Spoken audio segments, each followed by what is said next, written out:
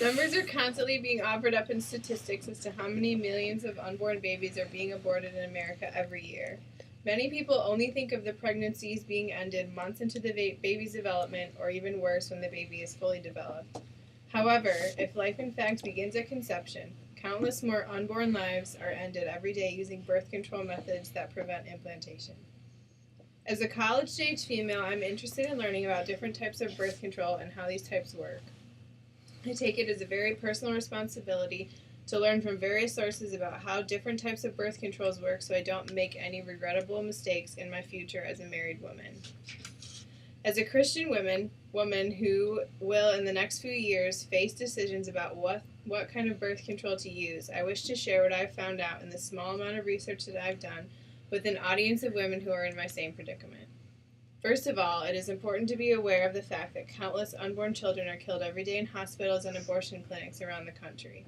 It is also just as important to realize that some birth control methods should be added to the types of abortion procedures by keeping a fertilized egg from implanting. Luckily, there are birth control options that work in a way that does not cause an abortion of the newly forming child. Every day in hospitals and abortion clinics around the country, unborn children are killed through various types of abortions. According to a chart from 2008, including data from 40 different states, 615,000 abortions were performed in that year alone. One article points out that if these numbers referred to unwanted children who were already born in orphanages or living on the streets, there would be a very different reaction from the public as to do something to help them.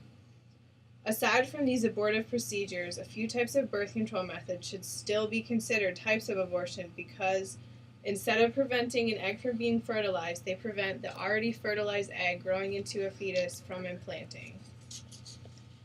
RU486, nicknamed the morning after pill, is an emergency contraceptive drug that can be taken anytime after intercourse to block implantation of a fertilized egg. This birth control option is 95 to 100% accurate. Even the very commonly used birth control pill or combination oral contraceptive pill, nicknamed COC, can be used to prevent implantation.